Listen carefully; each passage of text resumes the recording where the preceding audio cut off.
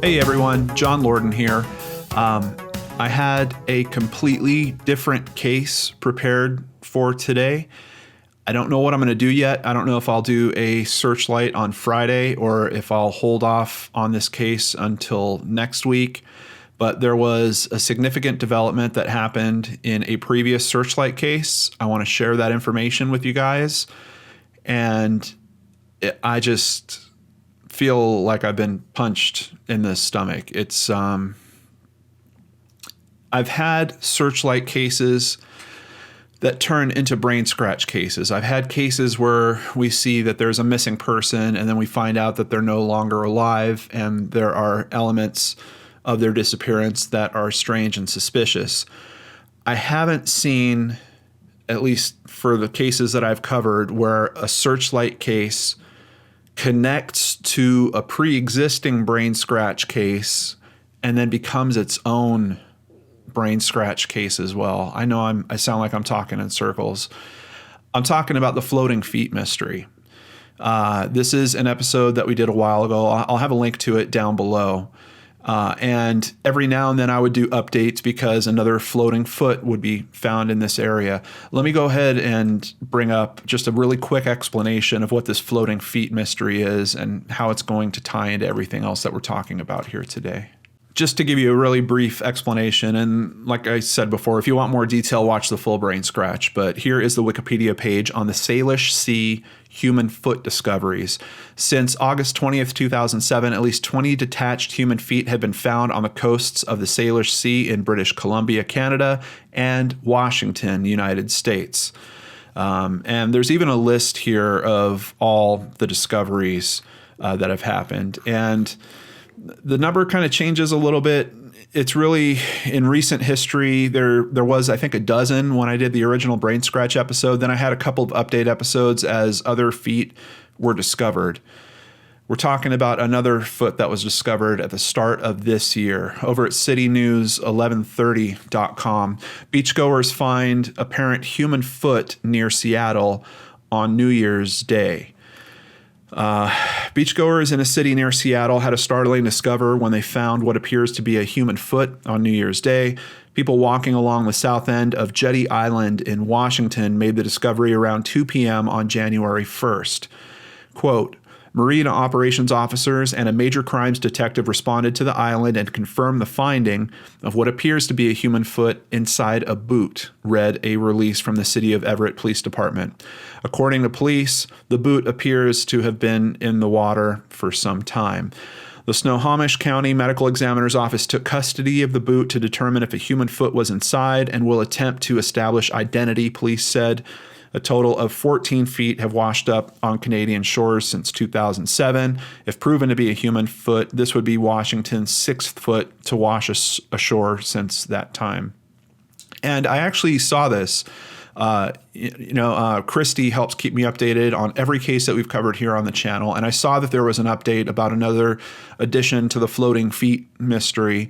We've covered the actual mystery, so I didn't feel like it was even worth doing a mini scratch, like, hey, there's another foot, guys.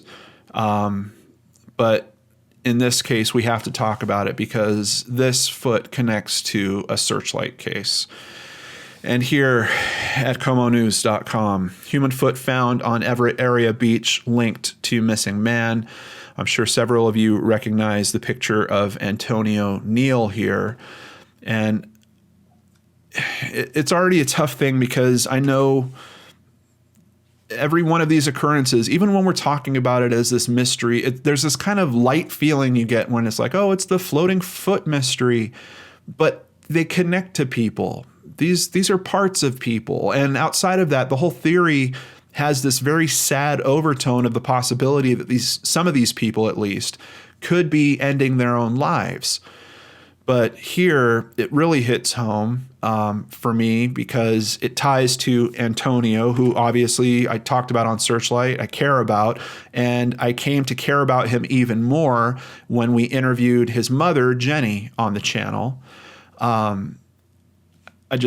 was blown away at the support that Jenny had. She had Antonio's stepfather was with her, and his biological father was also there, sitting in the same room off camera, just there to support her while she was being interviewed on the show. It was really just kind of special and different for me in terms of things that I see and that I would expect. And then, of course, we got to learn more about Antonio. I'm going to include some clips after I'm done talking here, specifically from that interview, because I want to share with you guys who Antonio was and aspects of that interview that I think might pertain to the mystery about possibly what happened to him. And you're going to see by the time we hit the bottom of this article, there's something very interesting that's going on here. A human foot that was found on Everett's Jetty Island last month has been linked to a missing Snohomish County man who is now presumed dead, sheriff's officials said Tuesday. Let me just stop for a second.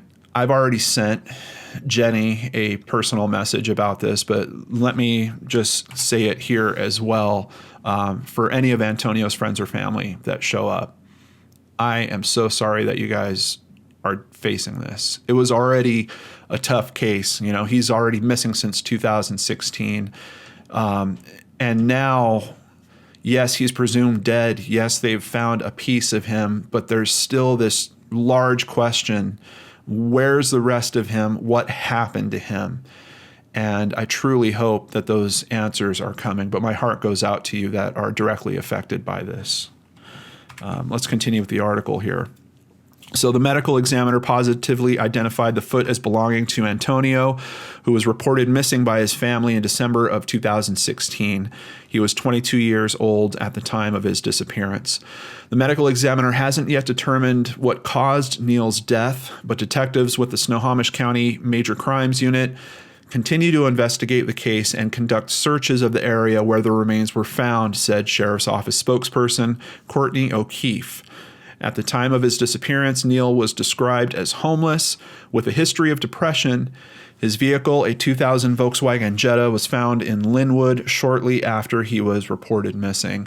That's one of the things I want you guys to hear from Jenny about the details of that car. So that's a big part of, I'm not big on, running repeats here on the channel. Obviously, I don't have to do that. You guys can search for the video, but the full interview with her is an hour long. It was watched about half as much as the original Searchlight on him. So I'm hoping that doing this kind of lighter, smaller format, more direct with the information that now pertains to the case might get this information seen by more people. So that's primarily why I'm going to do this specific edit of that interview.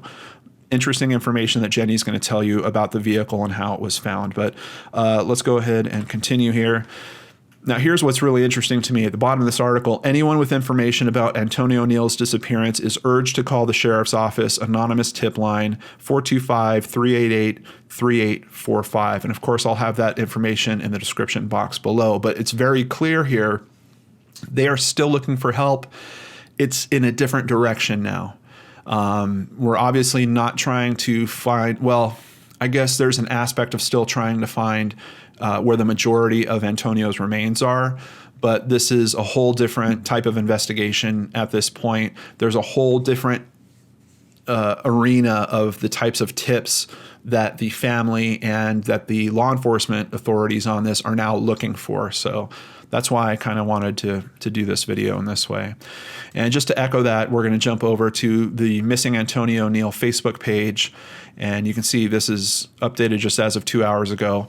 With deepest regrets that I have to say this, but we recently got confirmation that the human remains found on January 1st, 2019 on Jetty Island in Everett, Washington is a positive DNA match to my son, Antonio Neill.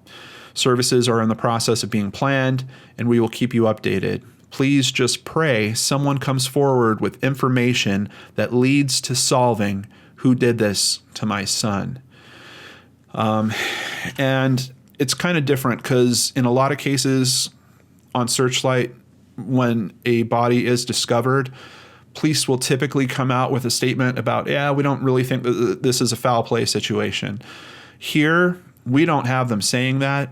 We've got some strange circumstances that happened around Antonio's disappearance, and now we don't have answers to any of that. So what is clear is they're still asking for help. What's clear is Jenny is asking for help. I want to give a very big thank you to the over 50 comments that have already happened in the last 2 hours of people sending their condolences and support to Jenny. And I hope that you guys will take some time, watch this version of Jenny's interview with me from October of 2018. I can't believe it was only a few months ago, but it was. Please check this out. Yeah, Antonio has a half brother, and he has 3 stepsisters through his dad's side of the family. And we're still real close with his father and his stepmom, and me and his stepfather, who's been around since Tonio was 2. So wow. Yeah, all real close. So yeah, he's always loved Halloween. Gets very elaborate in his costumes, and I have to agree. I saw some of his photos, and he really went to town on some of those costumes. When we used to take him trick or treating when he was young, he didn't like candy, so he wouldn't stop though because he was getting all the candy for me. And so he was on a mission to get mom candy, and he never liked it. So I always thought that was great. Wow, that's really sweet. Yeah. And does he have a giving nature in general? Yeah. Antonio is very nurturing. He very friendly. I mean, I don't know how to describe him. He would do anything for anybody that he loved. And first off, the car theory. Antonio, I can tell you the story about that from what I know. Okay. The day Antonio turned himself in on a checking in, he was on probation, and he's supposed to check in with his PO, and he had relapsed about a month earlier, so he hadn't been checking in, so they had a warrant out for his arrest. Well, he was driving his car around, and apparently he picked up some guy and was letting him drive him around. Okay. According to Antonio, because Antonio was too intoxicated. But I don't know if we want to say all that. But that's okay. And then Antonio said he had gotten out of his vehicle, and the guy took off. Okay. So Antonio then, in turn, went and actually found a police officer and turned himself in. Okay. He claims he doesn't know this guy. He just met him and was letting him drive him around because he couldn't drive himself. So obviously not thinking clearly. Yeah, and that explains why all his personal items are left in the vehicle at the time where it's essentially stolen. Not all his, he didn't really have all his personal items. He did have, some clothes in there. His wallet, that's why the guy had his keys and his stuff, because Antonio didn't think he'd leave them wherever he left them. So that's how the car was stolen. So it was kind of like gave permission to, doesn't know the guy, right. Never got the vehicle back. Car ended up being found January 24th. Okay. And that was a little over a month after Antonio went missing. Right. Car was processed. It got taken to the crime lab. It was processed for DNA. Car was pretty mangled when it was picked up, had holes in the window. It was in perfect condition when he left. I mean, relatively saying, little couple dings here. Sure. It was like that when we bought it, but no damage to the window or anything. What type of area was it found in? It was found in Linwood, which I believe that's where Antonio said they were actually at in Linwood when he had gotten out of the vehicle. And was it like just on the side of the street, or was it? It was in an apartment complex. In an apartment complex, okay. Somebody else's cell phone was found in the vehicle, not Antonio's. Wow. And a lot of belongings that didn't belong to Antonio were in the vehicle as well. And his clothes were stolen. Did they try to trace that back to the person that was driving the vehicle? Was it his phone?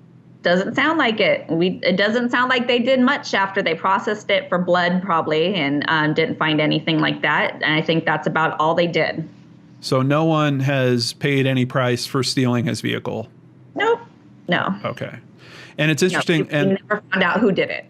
did they consider that? I don't know if it's really related to the case or not. It seems kind of interesting in terms of the timing of when it disappeared. I mean, it's before he went into jail for the month and came back out. So it doesn't seem like it's necessarily related to his disappearance. Is that kind of how the inspectors or the investigators are looking at it? Okay. Yeah, that's kind of how we all took it. Okay. So, yeah. Wow. Talking to Antonio when he was in jail, he was pretty pissed about it, and he couldn't tell me firsthand who the guy was or what his name was. Wow. So let's talk about girls again. He goes through the breakup while in jail. We know that there's possibly a child involved. Do you have more information about that? Do we know if this child is Antonio's at this point? Child is not Antonio's. Is not? No. Okay. There's testing to rule him out, basically? Child's mixed with black, so. Okay. And, yeah. Okay. And the girlfriend isn't, obviously. And the girlfriend's white, yeah. Okay. Okay. Man. And there was some theories that I picked up on about Antonio's girlfriend possibly seeing other men at the time. Obviously, we know that is the case now. But do we know that that could have been part of why he's missing? No, we don't know.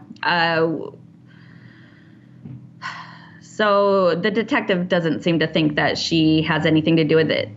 She's been very cooperative in answering all questions from the detective and everything. I'm not quite sure that the father of her child, has ever been questioned. Okay. But Antonio didn't know this guy. He knew of him, but he didn't know who he was. So you have questions, it seems like, about could this potentially be related to his disappearance, but the evidence that you've seen isn't really supporting that strongly. We don't have a connection between him and the father of the child. Was there other men involved with her? Not that I know of. Okay. So not a whole lot to look at if we look at that as a lead. Yeah. And she was cooperative with the investigators. Yeah. Did you talk to her? Yeah, I've talked to her. Yeah, lots of times. She had known Antonio's Facebook password. Okay. And so when you had mentioned that very first article that said that his Facebook Messenger was checked a couple days after his disappearance, that was her. Oh, okay. Who logged on. Right. I do know our Snohomish County is very, very busy, and I want to say they're understaffed for the amount of crime that's around this area. Right. So does he consider this a foul play situation, or does he think that Antonio ran off? No, I don't think he thinks Antonio ran off, but he can't justify it as a no-body homicide anymore because we don't have any witnesses. Right. So it went from a missing person, like you found out, and then it went to a month later. We finally get a tip from the roommates in the house that blood was all over the house, and they think Antonio was killed by Andrew. Right. So they went and processed the house, but it was a whole month later. Now they only processed the room. I was going to ask that. So we know the room in particular was actually kind of taped off as a crime scene, and that was processed, but other parts of the house were not processed? No, because apparently the assaults, according to Andrew, happened in the front living room, like at the front door. That wasn't processed. Wow. Yeah, there's a lot. Do you want me to go into that? Yeah, let's go into it. What's going on with that? Okay, so about a month later, I get a message from one of the roommates at the house saying that they think something terribly wrong happened to Antonio, and that they wanted to let me know. So I asked if they would talk to my detective, and they agreed. And immediately they had to switch, since the location of the house was in Everett, they had to switch to Everett PD. And so they took on the case for the no-body homicide, processed the scene for DNA, found multiple, DNA, but nothing that linked to Antonio directly. Right. They only processed the room. They processed outside because they were saying that there was blood on the windowsill and outside the window and outside on a lemonade stand. But I guess that ended up not being blood. There were tracks that were backed up to the back of the window through the grass. Okay. They didn't take any Apparently they just don't do tire tread, which is really discouraging. Yeah, at least to compare it to... They didn't even take pictures of the tire tread. Yeah, why not do that at least just to compare it to the known vehicles of the people that live there, just to say that, oh, we know this guy had a truck and it looks like that truck backed up to the window, but nothing. Okay. Nothing. There was like, I want to say 6 people in that house at the time. Yeah. No witnesses to the assault that Andrew said Antonio did. No witnesses to Antonio leaving. Was there any witnesses to the injury, at least, that Andrew did have a cut? Yeah, Andrew had a cut. Okay. I guess the girl that took him to the hospital said that Andrew waited 45 minutes, wrapped up his own cut, bandage, went in his room, pushed the dresser up against the closet door. She thought was very strange. Yeah. Asked if he could borrow her car. And so she went in the passenger seat alongside him, and he drove himself to the hospital. He was treated at the hospital. I guess, he did have a puncture. Okay. Nothing serious. He was, released. But she said that the day after he got out, he borrowed her car all day. And she's not sure where he went, but she was very suspicious. Something really grim happened. She said there was blood on her diaper bag in the trunk. Her car ended up being processed. They ended up not saying there was blood, but she said when she saw the blood on her diaper bag, she washed it. Oh, wow. So the reason that apparently what they're telling the police why they ended up telling us about something going wrong in the room. Yeah. They were saying that a couple nights ago, which would have been a month after Antonio disappeared, they had kicked Andrew out of the house, and they were in his room moving his personal belongings out, and that Andrew's girlfriend came back to collect his belongings. While they were cleaning the room, they noticed staining on the closet wall, red-pink color, and they concerned it was blood. They also saw new carpet stains. The wall was scrubbed, and that's when they call the police. And then it says there was blood present in the closet. And then they continue to check the room. They removed the mattress cover from the mattress, and that there's a very large blood stain, 3 feet in diameter. The stain had a void in the middle of it and draining type pattern towards the floor over the side. Whoa. And then they just continue. They said they asked if Andrew was excessively bleeding, but he wasn't. Told me after seeing the stain, she saw Andrew cleaning the carpet several times when he returned. It should have been noted that carpets were extremely dirty when various stains, diluted blood stains, would not necessarily stand out because the carpet was very stained and dirty anyways, so diluted blood wouldn't stand out. Which is also a weird thing. He's not a neat freak, obviously, if these carpets are that much of a mess, but now he's cleaning them like crazy. So yeah. According to Bree, she said Andrew told her when he got back from the grocery store, he had 2 bags of groceries in each hand, and that Antonio had stabbed him then, and he was unable to defend himself because he had groceries. Right. She later says that there was never groceries found. And according to her, Andrew didn't have any money on his food card either. So how would he have went to the store and purchased food when he didn't have any money? So, well, and let's just talk. The story doesn't add up. Yeah, and let's just talk about the logistics of this real quick. So you walk in. Let's assume that he's saying the truth. He walks in with groceries. Antonio, unprovoked for some reason, attacks him. Has Andrew ever said why this attack happened? Did Antonio say anything? Yeah, he said Antonio didn't say anything. So he literally just walks up and stabs him with we don't know what in the neck. And then Andrew, who you kind of described as a little bit thuggish, decides he's not going to respond in any way. And Antonio goes running out the door and that's it? Yeah, according to him. Yeah, it doesn't sound right. What also doesn't sound right is if Andrew left, Antonio doesn't know that house. He's never been there before. Right. He doesn't know the people in the house. He would have left with Andrew. I mean, oh, well, let's go to the grocery store. Okay. Like he wouldn't have just stayed there. Well, and even if the grocery store would have been a good half-hour walk from the house. So yeah, but even with this attack going on, your natural reaction is going to be to probably swing those bags. He's much bigger than Antonio, skinny but bigger. So he would have defended himself. Yeah. It really doesn't make a whole lot of sense the way this story is being told. But then it doesn't make sense that we got all this DNA stuff that isn't coming through, and we've got a lie detector that he was able to pass. It's mind-numbing, this aspect of the case. And it's unfortunate because it's all we really have to look at in this case. Thank you so much for taking the time to review that. Please think about that. If you have friends in the area, please share this video with them.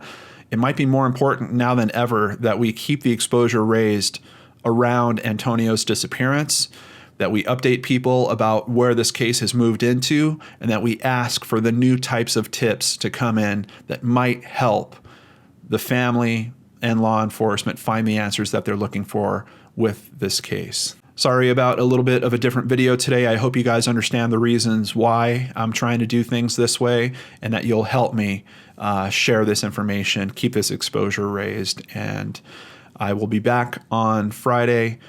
Still not sure if it's going to be a Searchlight or a Brainscratch, but I'll have a new episode for you then. Take care, everyone. I'll see you on Friday right here on the Lord Bernard's channel.